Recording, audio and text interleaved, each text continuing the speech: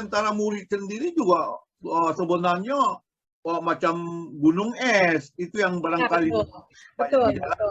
Ya, betul. Jadi rasio perubahan antara laki-laki dengan wanita sampai di tingkat lansia berapa persen sih? Atau mana yang lebih Jadi banyak? kalau sebenarnya secara umum itu kan perubahannya itu ada perubahan fisik. Perubahan fisik mungkin kalau dari perempuan itu hormonalnya ya yang nanti itu terlihat. Jadi misalnya ada masalah-masalah kesehatan tertentu yang terkait dengan itu, misalnya osteoporosis, nanti mungkin juga laki-laki ada. Kalau mungkin perempuan dulu pada masa produktif lebih aman terhadap risiko serangan jantung dan lain-lain karena misalnya adanya hormon-hormon pelindung, estrogen, sekarang mungkin pada saat sudah usianya melanjut itu risiko itu akan semakin tinggi. Tapi baik laki-laki atau perempuan nanti ada peningkatan kondisi tertentu, misalnya paling sering itu penyakit darah tinggi, hipertensi, kemudian karena gaya hidup tadi diabetes, makanya kita harus tetap olahraga. Kemudian juga mungkin ada beberapa perubahan-perubahan terkait juga bahwa kekurangan nutrisi. Kadang-kadang makanan kita itu nggak ngurus gitu, lupa atau nggak ada yang ngurusin.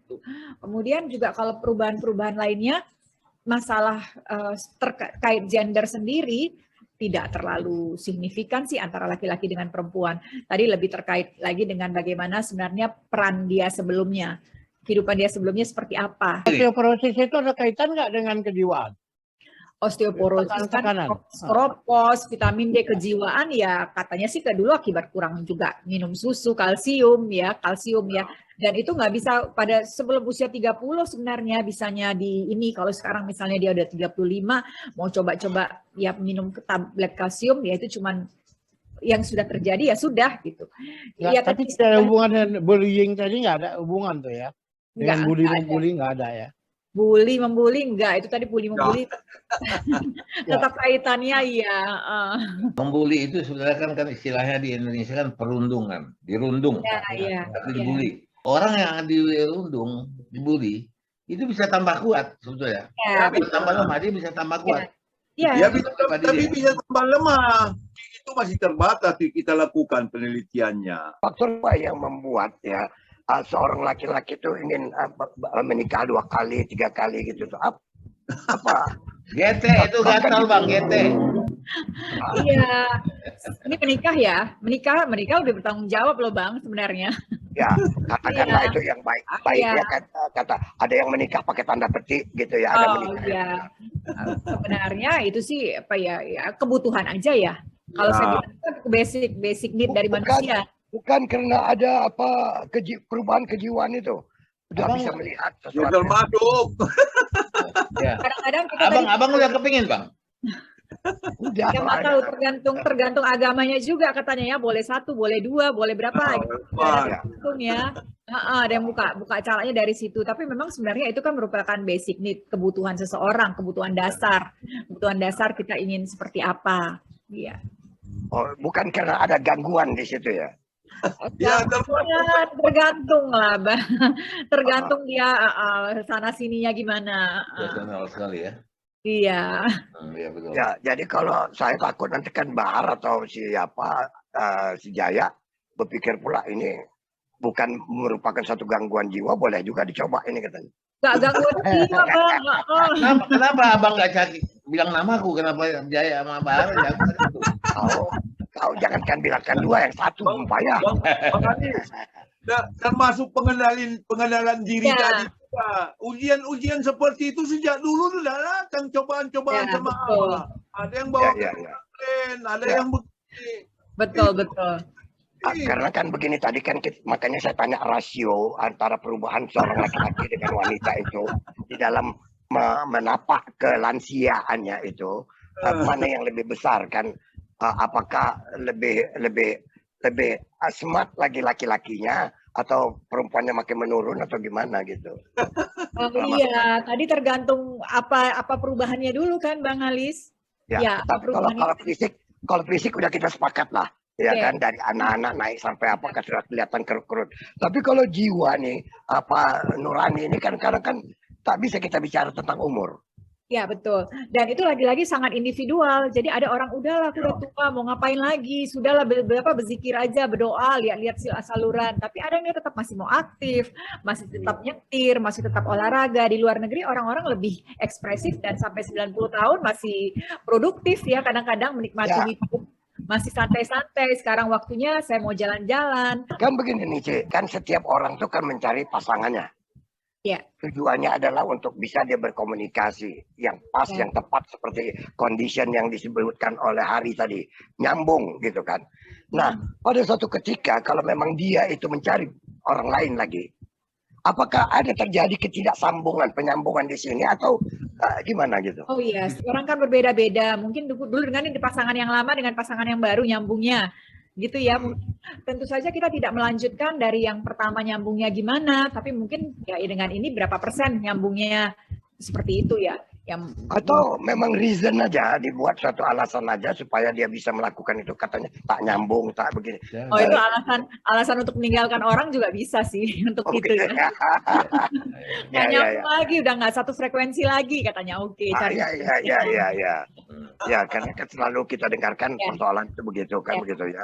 Tapi kalau secara keilmuan lah, kalau kita katakan tadi alasan itu tak nyambung, tak satu frekuensi, itu kan bahasa normatif yang biasa siapa apa kan begitu ya. Tapi dalam keilmuannya itu ada nggak kendala dengan kejiwaannya gitu? Atau memang umur-umur sekian itu memang harus demikian gitu? Ya, jadi terkait itu memang pada saat kita sebenarnya sudah punya pasangan, kemudian kita di luar lagi akan bergaul dengan orang lain. Di situ kemudian kita akan lihat ternyata kok dia lebih cocok ya. Kemudian mulai ada pikiran-pikiran studi perbandingan tadi, kok alangkah nyamannya dengan dia dibandingkan dengan yang di rumah. Seperti itu adalah pikiran yang wajar ya. Kok dia lebih ngerti kalau yang di rumah, padahal dia nggak mikir yang di rumah ini ngurusin yang lain-lain sehingga mungkin nggak ada waktu untuk yang. Tapi itu bukan pikiran yang wajar, itu pikiran yang kurang ajar itu. Oke, itulah. Iya bang, itu pikiran bahayanya yang kurang ajar bang. Aku ingatkan Bahar itu di lapangan tenis, hati-hati kan begitu. Ya. Itu sebenarnya pikiran geteknya itu tadi, bukan perut. Ya. Tapi kan pikiran itu pikiran normal. Tapi kemudian bagaimana kita mengendalikannya tadi supaya dia tidak berkembang menjadi yang seperti apa. Karena banyak sekali malah nanti terkait lagi yang kita tidak sangka-sangka, kita pikir dia baik-baik aja, dia ulama besar, malah ternyata itu yang lebih gawat gitu. Ya. Secara general mencoba mengkristalkan tadi apa yang dikatakan oleh Bang Alis.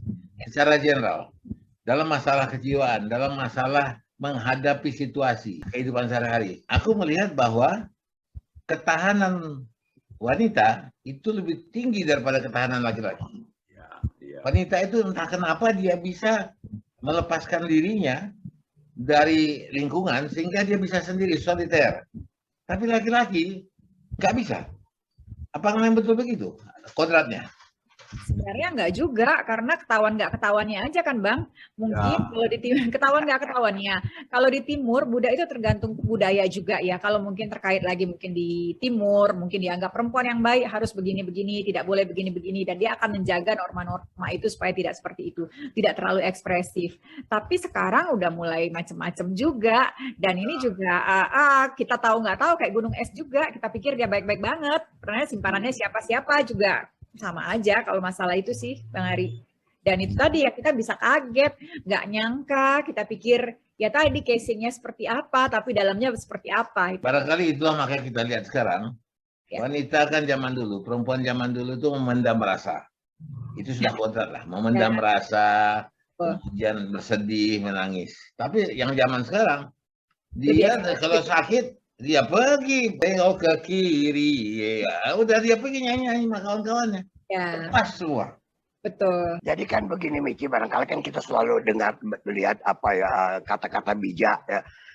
Kalaupun suami kau pada satu saat udah berumur lansia, berikan kebebasan dia untuk bergaul, berkawan atau apa, karena waktunya tinggal sedikit kan begitu kira-kira intinya kan gitu. Tapi kan ada bahaya nggak di situ tuh? Macam Bahar nih lah, duduk dia di lapangan tenis di sana banyak yang lebih muda. Bisa saja satu waktu ngepas pembicaraan di sana. Ini ada resiko tersebut nggak? Kawan dia main tenis laki-laki semua Bang. Lebih bahaya lagi kalau pas. Bang Ali, betul itu. Tapi kalau godaan begitu sejak dulu di kantor, di lapak. Ya, betul. Iya. Tapi waktu masih muda masih ada takut kita sama bini. Udah tua mana takut lagi. Sama. Nggak tahu juga kan Bang Alis, yang tahu Bang Bahar sendiri yang mana dilayaninya, mana yang enggak kan. Iya. Bang Alis yang payahnya kan sekarang udah tua gini, pas klub pula di lapangan tenis. Dan itu laki-laki semua pula, itu yang jadi masalah. Ya, itu yang kadang-kadang sehari-hari, sehingga akhirnya si istri kan menyesal. Kenapa kusuruh lah pula dia pergi keluar-luar, berjumpa dengan kawan-kawannya lagi. Tahu-tahu akhirnya kan si laki-laki ini kan excuse ya, kan selalu mencari excuse ya. Dia bilang lebih cocok pula ini, makin tiap hari dia keluar ke sana. Tadinya seminggu sekali jadi seminggu 2 kali. Seminggu 3 kali, bahkan bisa tiap hari jadinya. Kan begitu. Itulah kata orang bahasa Jawanya kan. Dia bilang meeting Kresno jalarane soko kulino. Ketemu tiap hari, akhirnya jatuh cinta. Iya. Dan ada pula perempuan yang tenang itu. Wah, ternyata laki aku masih laku ya katanya kan. Berarti kan tenang. Nggak salah pilihan aku katanya. Kayak gitu. Bagus sih kalau kayak gitu Bang Jaya, iya.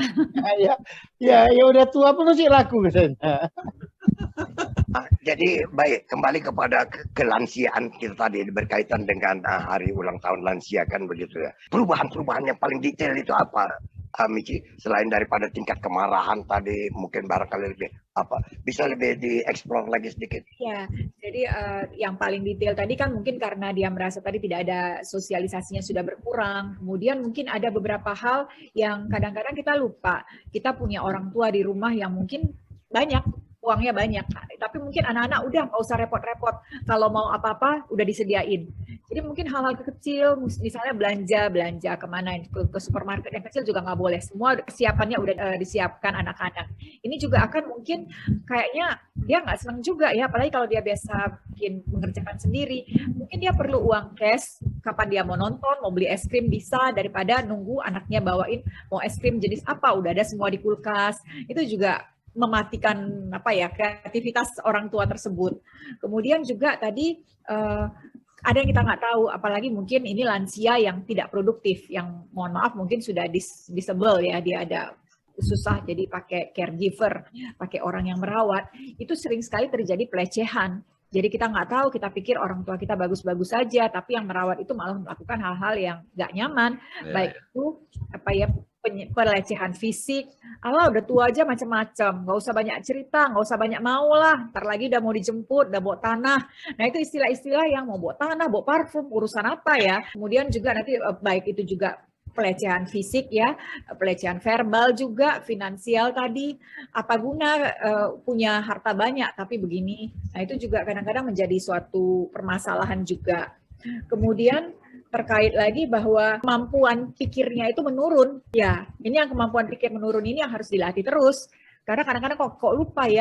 Tapi kalau kita sering-sering mengulang dan tadi lagi selalu menggunakan otak, mudah-mudahan itu jadi latihan, exercise yang baik. Lansia yang per seorang, ya, jadi kan contohnya kan kalau lansia yang sudah dia ditinggal seorang dengan lansia yang masih gimana Perbandingannya kembali lagi dengan walaupun dia tinggal sendiri, nggak ada pasangan, tapi kalau aktivitas dia cukup banyak, jadwalnya cukup, itu bagus-bagus aja. Daripada mungkin yang dia ada pasangan, tapi aktivitasnya seharusnya kalau ada pasangan, dia tetap bisa melakukannya berdua. Ada nggak ada aktivitasnya, paling nggak berantem berdua bisa gitu ya. Berantem segala macam, sharing, nyambung nggak nyambung, walaupun satu pakai pendengaran, satu nggak, sama-sama bercakap, nggak jelas kemana, ya adalah kawannya, seperti itu ya. Tapi sebenarnya tidak ada yang dibandingkan bahwa yang satu lebih baik daripada yang satu. Yang penting dia tetap bisa ada teman untuk bersosialisasi tadi. Biasanya lebih nyaman kalau menurut ilmu lah ya, lebih nyaman orang yang sendirian gitu atau gimana ya? Kalau dari ilmu sebenarnya itu sudah kodrat manusia berpasang-pasangan ya.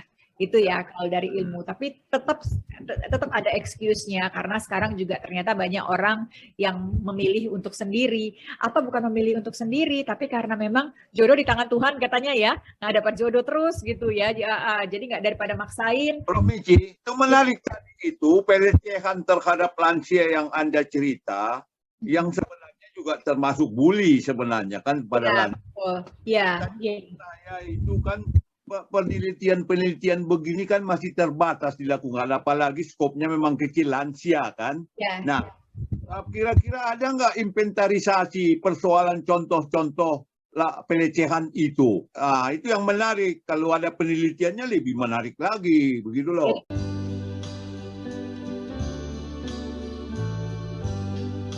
Siapa bilang lansia tidak berguna? Bangun pagi sembahyang untuk anak cucu. Siapa bilang lansia hanya hiasan? Meskipun tua tetap diperlukan.